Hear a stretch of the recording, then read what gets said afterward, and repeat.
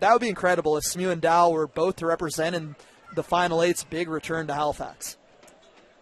So this will be the 27th time that the Final Eight championship, or the what is now the U Sports Championship, will be handed out here in Halifax, and the city is abuzz about the return of the tournament. They really do feel like this is where it belongs and where it should be held every year. Well, all you really have to do is look at this game tonight. There's probably 500 people there, and it's reading week for both these schools. So the students, not a lot of students are here, but you see kids, parents, a lot of alumni in the house. It's an awesome atmosphere anytime these two teams match up. As Reefer made a great feed into Martindale, and Martindale just had it rim out on him. But the Huskies do maintain possession. They got fresh 14 here. And it's going to be Reefer up top.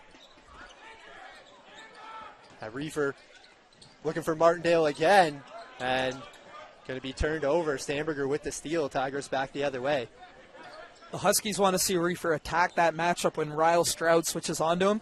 He's just too quick and too capable on the perimeter for Stroud to guard him out there. So, unselfish play by Reefer, trying to get it down to Martindale, but they'd rather him go up with that. Jared Reed for three. Yeah, can't forget about Jared Reed when you're talking about those fifth-year players. He's been such a solid player. Just doesn't matter if he's coming off the bench or in the starting lineup, always meets his role for the Tigers. Reefer's jumper's not going to go. Kept alive there. Great hustle play there for the Huskies. And Clayton on the drive and the dish for Martindale. Martindale goes up strong, not going to go, gets his own board. Put back is good. Brent Martindale strong in the paint. Couple of unheralded players in Brent Martindale and the first year, Cordero James, making a big impact on that play. James kept the ball alive. Martindale with the catch. Tough shot the first time, but able to finish with the left hand and cuts it back to a 6-point Tigers lead, rather. Stamberger's jumper's not going to go. Just to go back to Jared Reed real quick. Great article on him on the AUS website right now by Monty Mosher, as Reefer battling in the paint, tries to keep it alive off the back of Stroud, but it'll be Tigers ball. And that's something that everyone should check out, as Jared Reed, really the unheralded fifth-year player, but he's not a secret to any of the other teams in the AUS. Well, he was a walk-on at Dow, right? Yes. He was a walk-on. So to go from being a walk-on to a 5-year career, I'm going to really quickly look at his stats here, but a 5-year career with 959 points in 96 games, nearly 10 points per game and approaching that 1,000-point barrier. I'm not sure if he'll get it this year. He needs a couple big games in the last couple, but he could get 40 points. And, Jared Reed's had a tremendous career for a former walk-on. Should mention the foul there is on Martindale, putting Cash on the line. He goes 2 for 2 again, so 4 for 4 for Cash from the charity stripe so far in this one. And if he's able to continue shooting the ball like that from the line, that is going to be huge for the Tigers heading into both the AUS Championship and the U Sports Championship. Brian Rouse is going to knock down the fadeaway, Jay. Yeah, I was kind of wondering, where's Brian Rouse tonight? We hadn't called his game at all. That was his first shot attempt, but showing why he's such a tough matchup.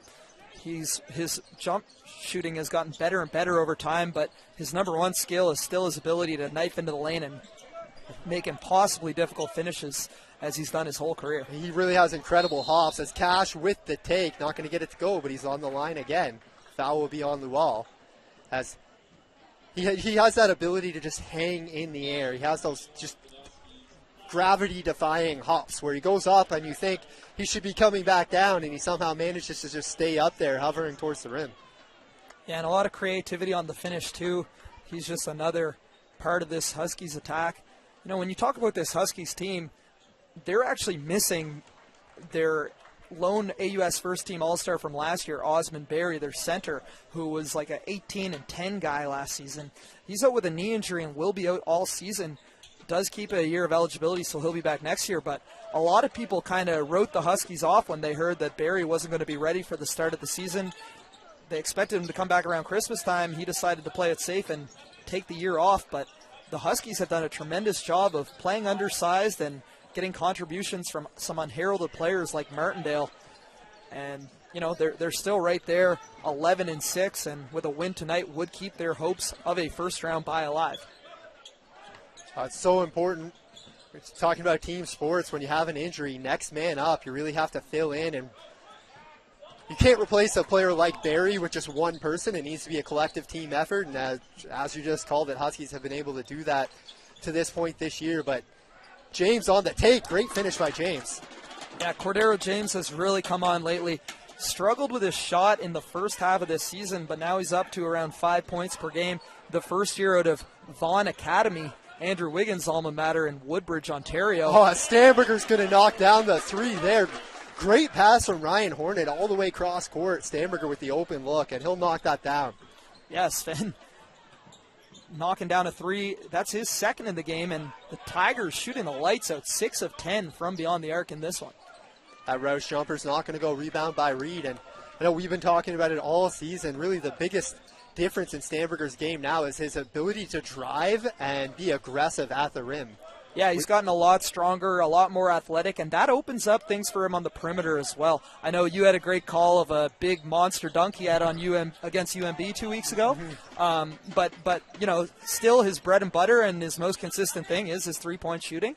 And as Jordan Akinu-Sergiu all alone, but watch out. That's another incredible thing about Brian Rouse, the chase down block. He does it like no one else in this conference. From our perspective here, that's a tough foul call on Rouse. It looked like he got a lot of ball on that one. Akinu-Sergiu was at the three-point line when Rouse was crossing half, and that's one of the ones that I wish we could rack back on the replay. If you're watching at home, just go back 5 seconds on AUSTV.ca and send me a tweet. I know Mitch Robson and Jordan Henry will. Let me know if you thought that chase down was clean or not, because what a block by Brian Rouse. He had a really crazy one against X the other week, against Akil Charles as well. You just can't count him out of a play. As Akinu-Sergiu started to slow down for the layup, Rouse was just speeding up. You could tell Akinu-Sergiu thought he was all alone the whole way, thought he had all day to make the play. And Rasheed Wallace would say, ball don't lie. I was just he gonna misses say. 2 free throws, and then the backcourt violation. Kanzamato wasn't expecting that pass. So. I'm going to say karmically. That lets us know that Brian. Not sure. I don't think it's not a word. I made it up. Yeah. Karma just told us that Brian Rouse block was indeed a block and not a foul. I won't disagree. So now an opportunity for the Huskies to cut into this 9-point lead. Reefer for Luau working on Cash. Luau goes to the right hand, and that's a pretty finish. Nice play by Luau.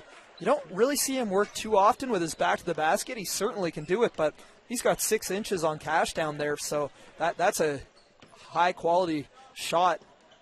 Well, Stamberger knocks down another three, and he's just been on fire from downtown as well.